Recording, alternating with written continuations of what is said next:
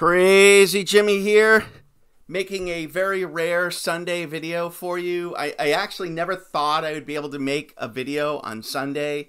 I figured I was going to be relegated to like Thursday and Friday.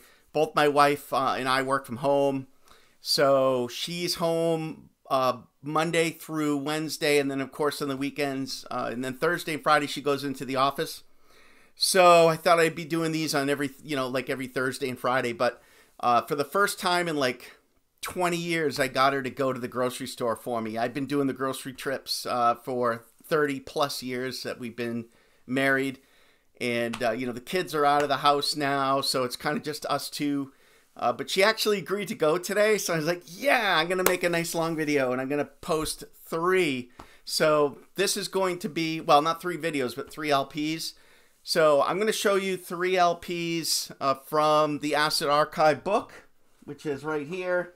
This is going to be Acid Archive's Diary Submission 4 for me, 4, 5, 6 actually.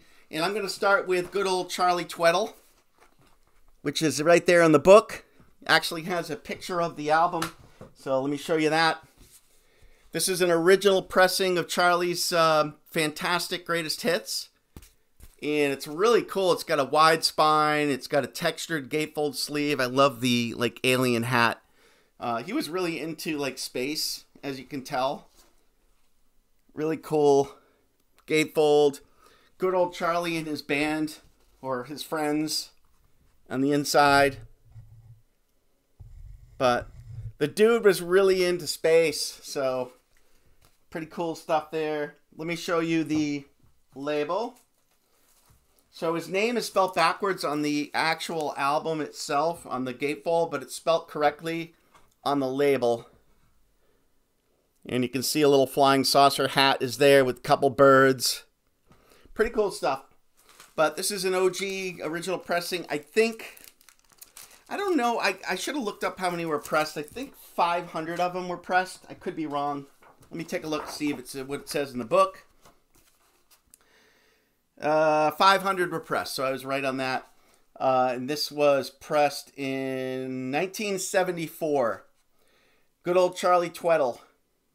Incredibly strange underground artifact from Bay Area guy who claims to be king of flying saucer people.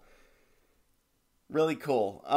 So this is kind of in the same vein as Peter Grunzian's and Skip Spence and Peter Grunzian the Unicorn, which I also love. So a lot of similarities there with these two. Kind of that lo-fi Americana private pressing type rock or pop or folk. The first side is back porch hallucinogen folk blues with some amazing lyrics, while side 2 is mostly found sounds. So sounds of like crickets, running water, night birds, fragments, pieces of music, a little bit of spoken word in there. It's simple, but it's brilliant, according to the book, so they definitely liked it. Mushroom Tripper. Mushroom Tripper music, heard on side 1, has left his back porch and wandered off into the woods. It's hard to determine the angle Tweddle is coming from, as the music is obviously retro. Yet it has an undeniable authenticity to it, not unlike Bob Dylan's early 60s home recordings.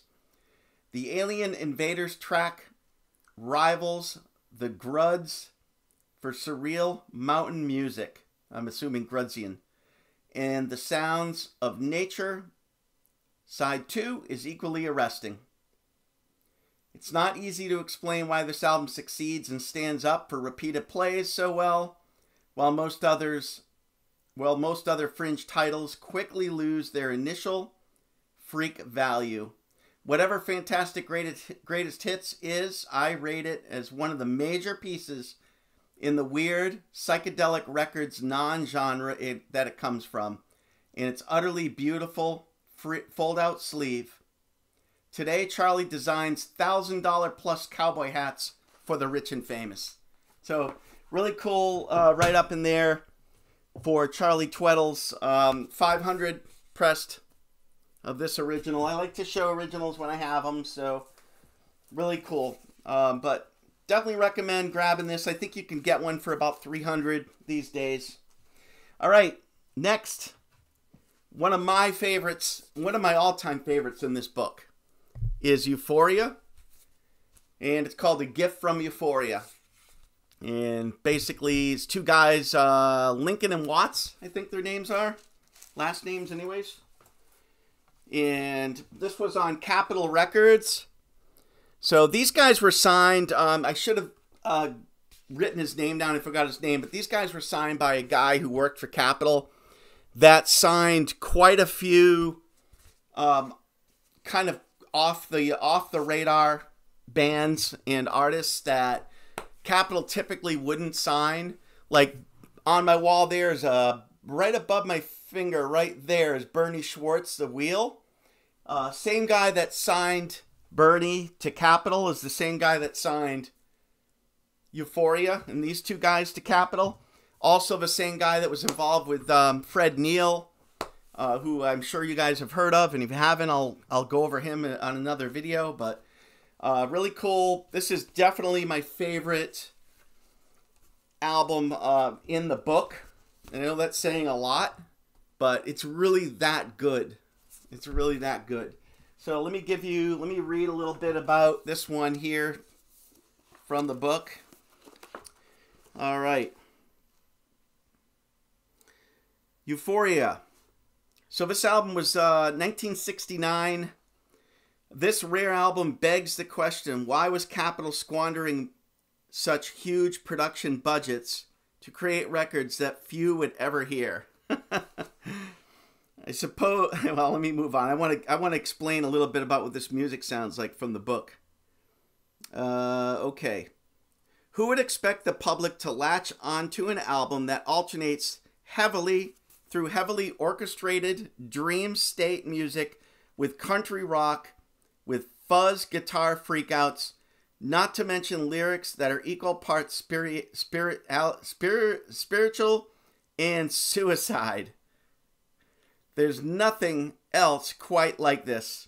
The orchestration is as heavy as on the Food and Common People albums. Wow. But sounds completely different.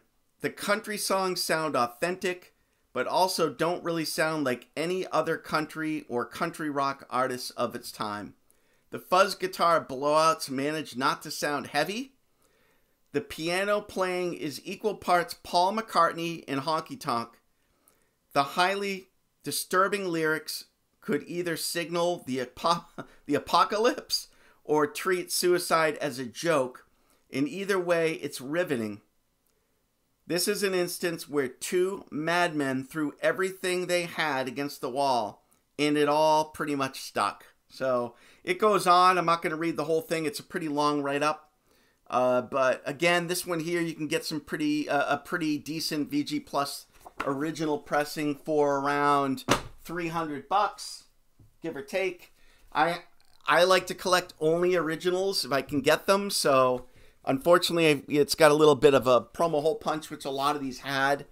But I'd rather have that than a lopped off corner, which drives me nuts. So, but there it is. It's got like I love how they have the long effect there. But this is my favorite album from the entire book right now. I mean, obviously I haven't heard everything from the book, but what I have heard, my favorite. All right, last but not least is the band Ellie Pop. And I think Psychedelic showed this one at one point, but Ellie Pop right there. Definite Beatles vibe in Ellie Pop. Let me show you this. This is also an original in the shrink. Right there. Really cool album from the 60s. And we'll show you the original vinyl on mainstream. I think this was shown when Psychedelic did the mainstream highlight of the label.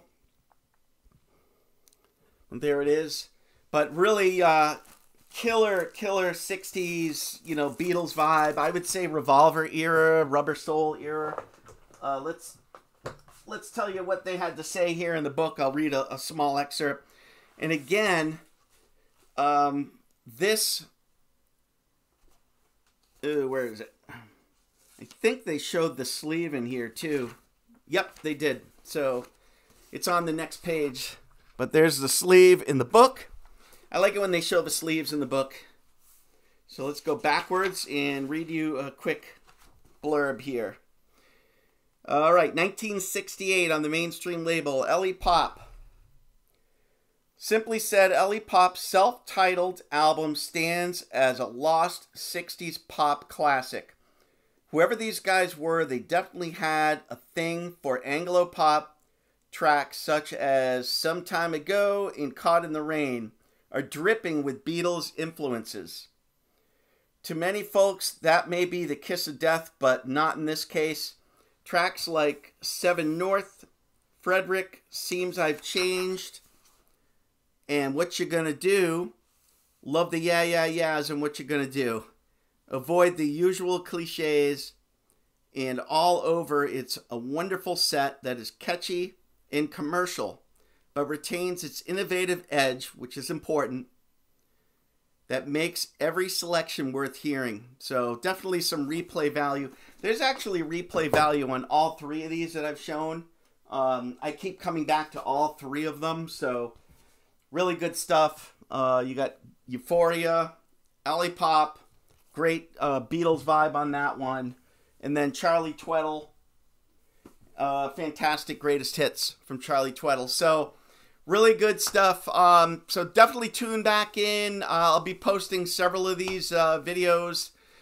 Usually it'll be every Thursday and Friday, but I'll try to squeeze some in when like my wife sneaks off because she does like to go out and have fun. And I don't. I like to sit home and listen to my music, which you can see here. I'll probably even do a room tour for you as soon as I get things kind of organized a little bit. Right now I have everything set up where all my 90s and up is this way over here. And then my 50s, 60s, and 70s and 80s is kind of along the wall here and behind me. So that's kind of how I have it set up now. I've got equal parts of each. Quite a bit of 90s bedroom pop, lo-fi pop, indie rock, post-punk. God, so much stuff. European, the European sound that came out that was really big with Swerve Driver and all that shoegaze stuff. Even have Radiohead, Gin Blossoms, all kinds of stuff. Boo Radley's, Avett Brothers, Wilco. But then I have some really obscure stuff too that I'm really excited to show you guys from the 90s. And then, of course, I'll keep showing some stuff from the book. More tax scam records coming as well. So just stay tuned. I really appreciate you guys watching. Please hit subscribe. Please support. Because I will not, I'm not making any money off of these. This is just my love. But the more subscribers, the more people that this will be shared with, more people that'll see it. So really appreciate your support. It'd be wonderful. Thank you, everyone. Thanks for watching. Peace.